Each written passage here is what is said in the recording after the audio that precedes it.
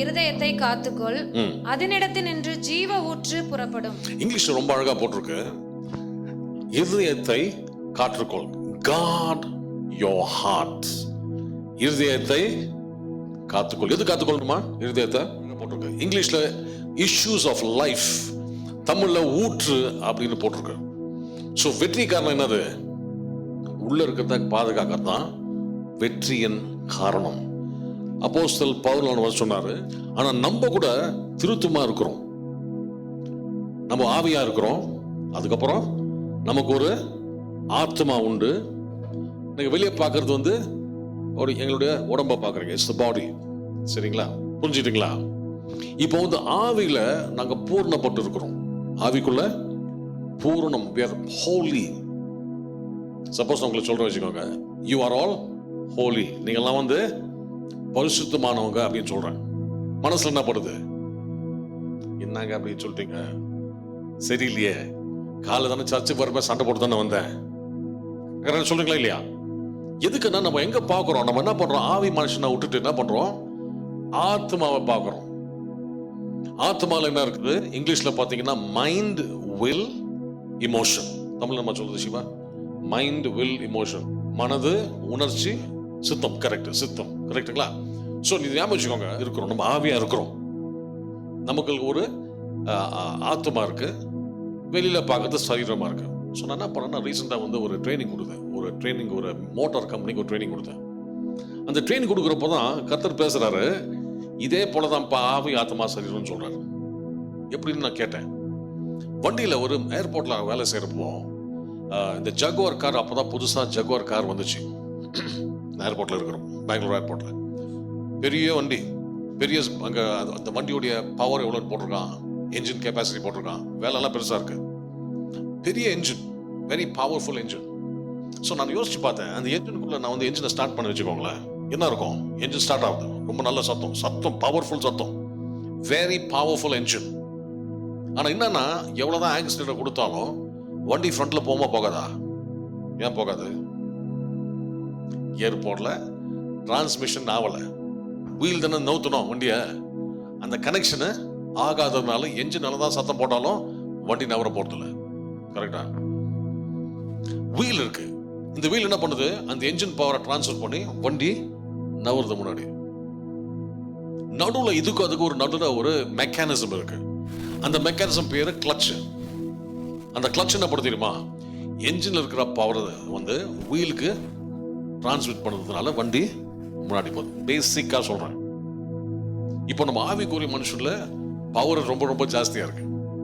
நம்ம பாடுற பாட்டெல்லாம் கேட்டீங்கன்னா உலகத்தை அசைக்கக்கூடிய பாட்டுகள், ஆமா இல்லையா?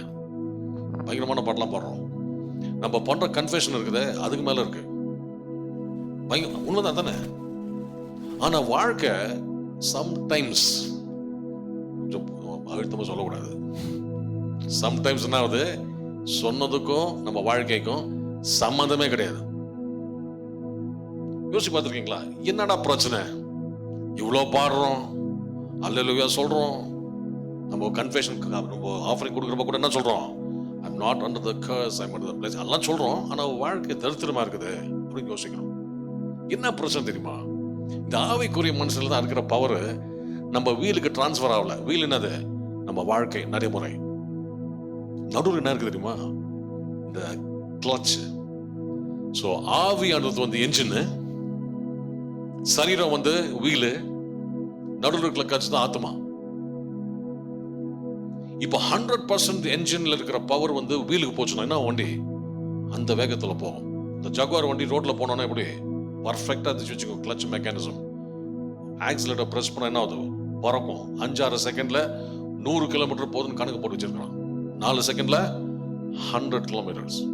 அதே நியூட்ரல்ல போட்டு என்னதான் விதிச்சாலும் சரி, சத்தம் வரும், என்ஜின் பின்னாடி இந்த புகை வரும், 1 கிலோமீட்டர் நவர போறது இல்லை.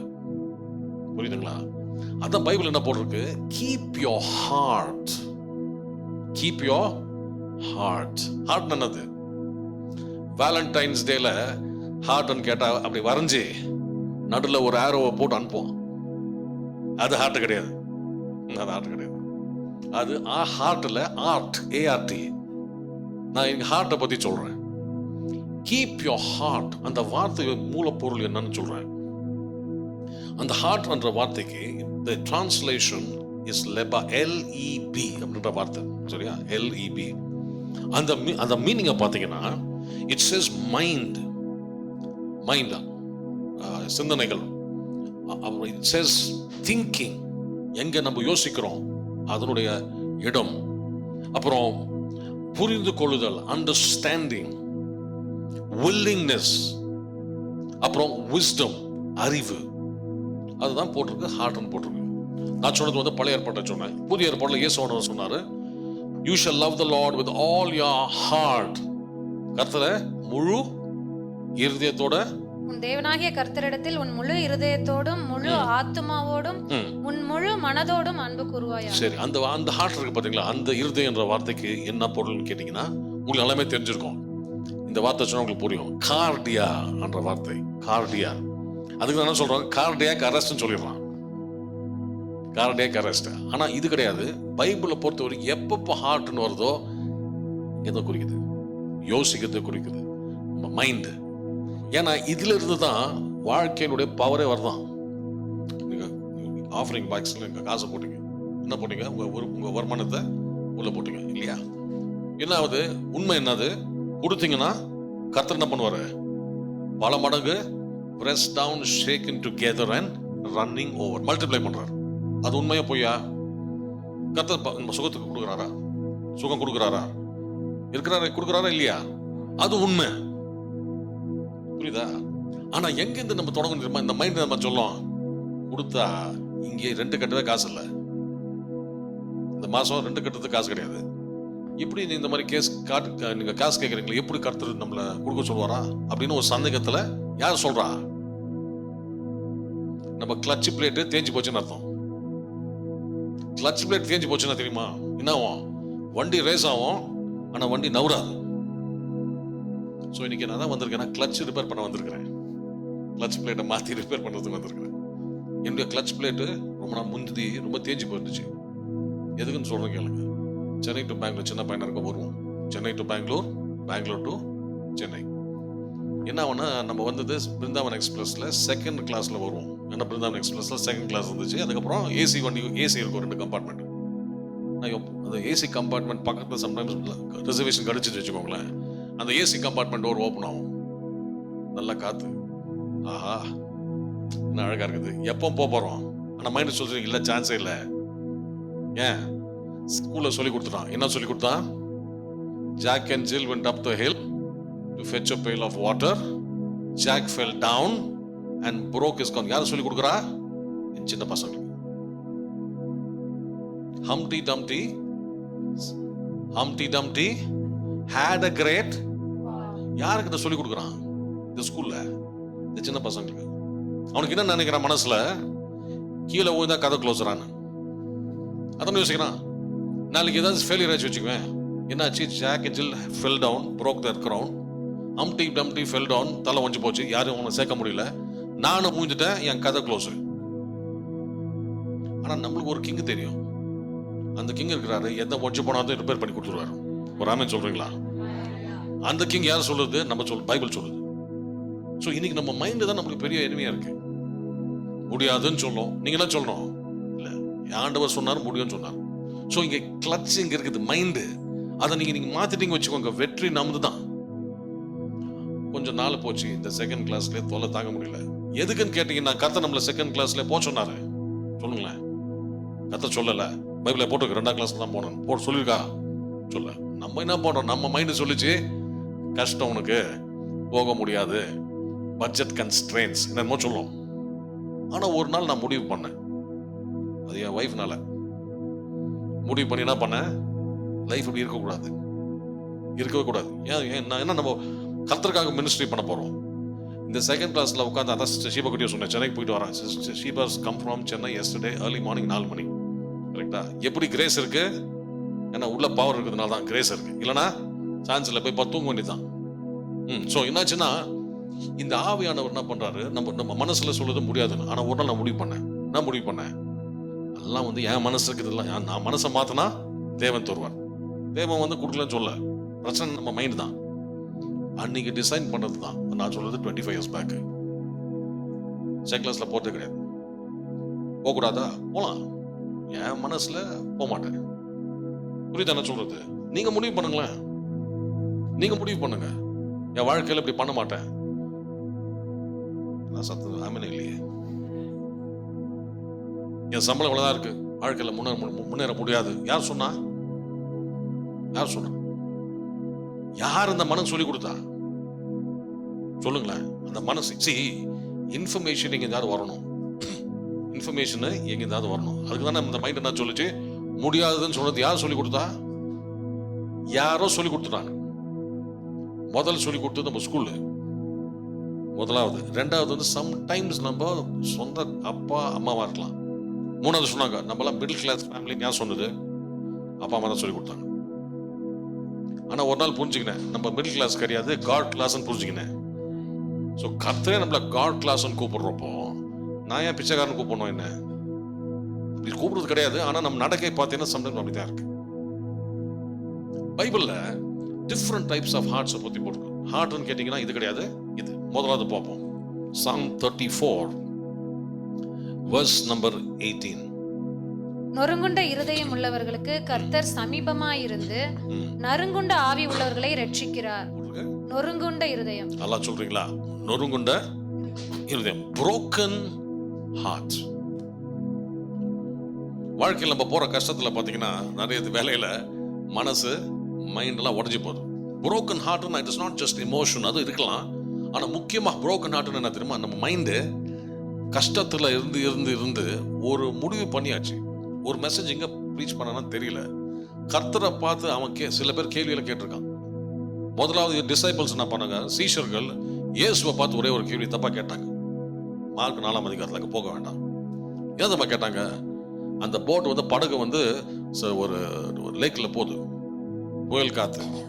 அப்புறம் வந்து இயேசுவை கேட்கறாங்க, don't you care, don't you care. அப்படின்னு அர்த்தம், உங்க வாழ்க்கையில உங்களுக்கு அக்கறை இல்லையா அப்படின்னு யாரை கேட்டா? சீஷர்கள் வந்து இயேசுவை கேட்டாங்க. என்ன மாதிரி முட்டாளான கேள்வி சொல்லு, புரியுதுங்களா? அந்த இயேசுவானவர் நம்ம அணுக்களை ஒட்டி வச்சிருக்கல உடம்புல, அந்த வார்த்தைகள் தான் ஒட்டியே இருக்கான். அவரை போய் என்ன கேட்டோம்? Don't you care. யோபின் புஸ்தகத்துல பாக்குறோம், யோபு என்ன பண்றான்? போக வேண்டாம். யோபு என்ன பண்றான்? அங்க வீட்டுல உட்காந்துருக்கிறான். ஃபர்ஸ்ட் ஒரு நியூஸ் வருது, பேட் நியூஸ். என்ன நியூஸ் வருது? இந்த மாதிரிங்க மேல இருந்து அக்கினி வந்து எல்லாரையும் உங்க பசங்களை இதெல்லாம் சாவடிச்சு போட்டுருச்சு. இங்கிலீஷ்ல பாத்தீங்கன்னா மழகா போட்டிருக்கான், the fire of God fell. யாரு எங்கிருந்து வந்துச்சா? தேவன் அனுப்பிச்சாராம். அது உண்மையா பொய்யா? உண்மையா பொய்யா? உண்மைன்னு சொன்னீங்கன்னா அது தப்பு. தேவன் அனுப்பல. தேவன் சாத்தானுக்கு பர்மிஷன் கொடுத்தான். புரியுது? இப்ப நம்ம என்ன பண்ணிட்டோம்? தேவனை பார்த்து கொஞ்சம் பார்த்துருக்கணும். தப்பு பண்ணிட்டா நெருப்பு வரும். சரி, இந்த காலத்துல நெருப்பு வராது, கேன்சர் வியாதி வரும், கோவிட் வரும். நம்ம வாழ்க்கையில எனக்கு ஒரு பிரசங்கர் சொல்றாரு, ப்ரீச் பண்றாரு, நீ வந்து இந்த மாதிரி இங்க சர்ச்சுக்கு வரலன்னா தேவன் உனக்கு அங்க பரலோகத்துல என்ன பண்ணுவாராம்?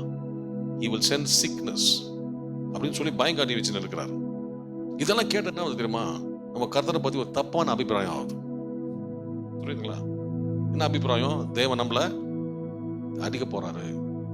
சரி, நான் என்ன சொல்றேன்? கரெக்ட் பண்ணுவார் கர்த்தர், கரெக்ட் பண்ணுவார். எப்படி கரெக்ட் பண்ணுவார் தெரியுமா? சொல்லுங்களேன். எப்படி கரெக்ட் பண்ணுவார்? நம்ம சொந்த பசங்க நம்ம கரெக்ட் பண்றோம். எப்படி கரெக்ட் பண்ணுவாரு? த்ரூ வார்த்தை வச்சுதான். புரியுதுங்களா? கேன்சர் அம்சம் இல்லை. இப்போ உங்க பசங்க ஏதாவது தப்பு பண்ணிட்டாங்க, வண்டி ஒரு கார் பின்னாடி நிக்கிறான், சின்ன தம்பி, சின்ன பையன் கார் மாட்டி நிக்கிறான். அப்பா வந்து இதுல கேமரால பாக்குற பையன் நிக்கிறான். என்ன சொல்றாரு? பின்னாடி நிக்காதரா, ரிவர்ஸ் ஆச்சுன்னா உன்னை ஏத்திடுவேன். ரெண்டாவது நாள் நிக்கிறான். சரி வா, உனக்கு சொல்லி கொடுக்குறான் பாரு. கையை காலை கட்டி போட்டு ரிவர்ஸ்ல போய் காலை ஏத்தி இறக்குறாரா அப்பா? சொல்லுங்களேன். ஆனா இதுதான் அப்பா நம்ம பிதாவை பத்தி சொல்றோம். அவர் தான் கொடுத்தாருங்க இந்த கஷ்டத்தை. தேவன் நம்மள சிருஷ்டி நம்மள இந்த கஷ்டத்தின் மத்தியில பேசுறாரு. என்ன கஷ்டத்துல பேச போறாரு? இதெல்லாம் வந்து தப்பான அபிப்பிராயம், ராங் இம்ப்ரெஷன் ஆஃப் காட். யார் கொடுக்குது இந்த மனசு, இந்த மாதிரி மைண்டு? சூழ்நிலைகள். மூணாவது வந்து யார் கொடுக்குறா? வாழ்க்கையின் பிரச்சனைகள் நம்மளுக்கு சொல்லி கொடுக்குது. என்னன்னா நம்ம மைண்ட்ல கர்த்தர் வந்து நல்லவரா இல்லை அப்படின்னு சொல்லி. இன்னைக்கு நான் சொல்றது என்னன்னு கேட்டீங்கன்னா, Psalm chapter 100 verse 5, சாம் சங்கீதம் 105 என்ன போட்டிருக்கு? For the Lord is good. எல்லாம் சத்தமா சொல்றீங்களா? தமிழ்ல நம்ம சிஸ்டர் போட்டுருக்கு, கர்த்தர் நல்லவர். அது போதும். எல்லாம் சொல்லுங்க சத்தம் போட்டு, கர்த்தர். கையை தூக்கி சொல்லுங்க, கர்த்தர் நல்லவர். 1008 பிரச்சனை வந்தாலும் சரி, கர்த்தர் நல்லவர். எனக்கு கர்த்தரால வரல. சோ முதலாவது பாத்தீங்கன்னா நொறுங்குண்ட இருதயம். ஆனா அந்த நொறுங்குண்ட இருதயத்தை நிக்க கூடாது, நான் அடுத்த லெவலுக்கு போகணும். இந்த நொறுங்குண்ட இருதயத்தை தாவீது என்ன பண்ணான்னு தெரியுமா? பண்ண தப்பெல்லாம் பண்ணியாச்சு. கடைசியில உடைந்து போன உள்ளம், புரோக்கன் ஹார்ட் என்ன பண்றான்? கரெக்டான இடத்துக்கு வந்தான். இந்த இன்னைக்கு காலையில உங்களுக்கு எத்தனை பேருக்கு இந்த உடைஞ்ச உள்ள இருக்குன்னு தெரியல, ரைட்டா? ஆனா ஒண்ணு போனோம், இந்த நொறுங்குண்ட இருதயத்தை வச்சுட்டு தயவு செஞ்சு உலகத்துக்கிட்ட போய் கேட்காதீங்க என்ன பண்ணணும்னு கேட்கவே கேட்காதீங்க. அவன் என்ன தெரியுமா சொல்லுவான்? அன்ஆத்தரைஸ்டு மெக்கானிக் கிட்ட வண்டி கொடுக்குற மாதிரி. நல்ல வண்டி எடுத்துன்னு போய் என்னது, ஒரு தப்பான மெக்கானிக் கொடுத்து என்ன பண்ணுவான்? அவனுக்கு தெரியாது. Don't get information from the world. அவன் தாவீது பண்ண மாதிரி பண்ணுங்க, நேரா போய் சரண்டர் ஆயிட்டான். எங்க? கர்த்தருடைய பாதத்துக்கிட்ட சரண்டர் ஆயிட்டான். ஆமென் சொல்றீங்களா? இன்னைக்கு அதான் பண்ணும். எந்த பிரச்சனைனாலும் சரி, இன்னைக்கு சொல்லுங்க கேளுங்க, இந்த உலகத்தின் பிரச்சனைகள் இருக்குதான் செய்யுது. நான் வந்து இந்த பிரச்சனை வந்து இல்ல பிரச்சனை இல்லைன்னு சொல்ல வரல. பிரச்சனைகள் தான். நான் சொன்னேன் ஃபீஸ் கட்டணும், அது ஒரு பிரச்சனை தான், உண்மைதானே? நான் சும்மா அது போய் இது பிரச்சனை இல்லைன்னு சொல்ல வரல, பிரச்சனை தான். ஆனா என்ன பண்ணும்? கர்த்தர்கிட்ட சரண்டர்.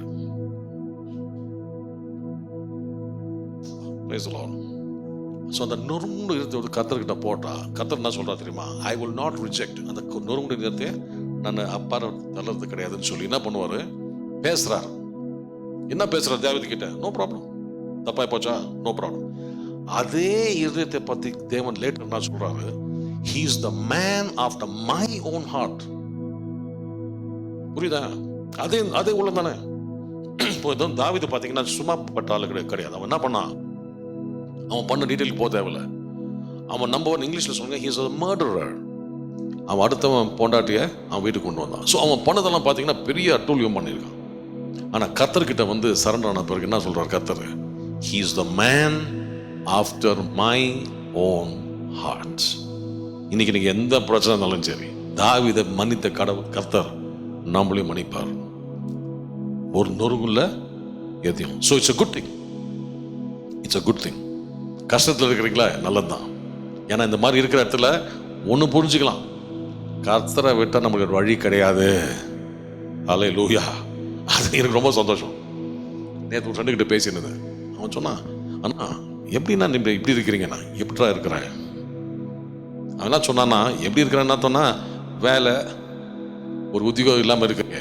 நான் சொன்னேன், தப்பா சொல்லாத, கிரேட்டஸ்ட் ஒர்க்கு நான் தான் பண்ணிட்டு இருக்கலாம் உலகத்தில். ஆமாண்ணா, பட் எப்படின்னா உனக்கு யார் காசு கொடுக்குறான்னு அர்த்தம். அதான் ரொம்ப சிம்பிள்.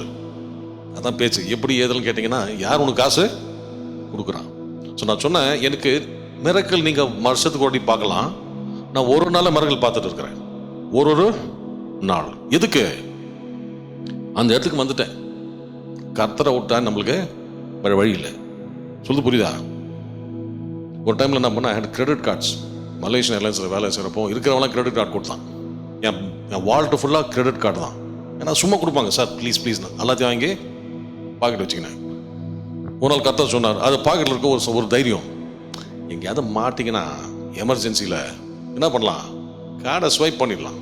இந்த டிக்கெட் எங்கேயா போகிறேன், ஐ கீப் ட்ராவலிங், சப்போஸ் எதாவது எமர்ஜென்சி வச்சுக்கோங்களேன், அந்த டிக்கெட் நம்ம என்ன பண்ணலாம், அந்த கார்டை ஸ்வைப் பண்ணிடலாம். கர்த்தர் சொன்னார், எல்லா கார்டையும் கிழிச்சு போடுனார். ஏன் ஆண்டவரே, எமர்ஜென்சி தானே வச்சுன்னு இருக்கிறேன். கர்த்தர் சொன்னார், no emergencies in your life. So உட்காந்து என்ன பண்ண, கார்டு எல்லாத்தையும் பீஸாக கட் பண்ணி தூக்கி போட்ட. கார்டு இல்லை, இப்போ ஒரு கார்டு இருக்கு, இன்னும் டெபிட் கார்டு தான் இருக்கு, கிரெடிட் கார்டு கிடையாது. எதுக்கு இல்லை? தப்பு இல்லை, கார்டை யூஸ் பண்ணுங்க, அதை பற்றி நான் சொல்ல. ஆனால் கர்த்தர் என்ன சொன்னார்னா, என்னை விட்டால் உனக்கு யாரும் தேவை கிடையாதுன்னு சொல்லிட்டார். தேவையே. ஸோ அந்த இடத்துக்கு வந்து வச்சுக்கோங்க, பிளேஸ் ஆஃப் புரோக்கன்னஸ். இப்போ கர்த்தர் தான் நடத்தணும், இல்லையா என் லைஃப் நாளைக்கு க்ளோஸ். ரொம்ப சிம்பிள். சொல்ல புரியுதுங்களா? இப்போ வந்து முந்தி ஒரு கம்பெனியில் வேலை செஞ்சோம், மாதம் கர்த்தர் காசு அனுப்புவார், சந்தோஷம்.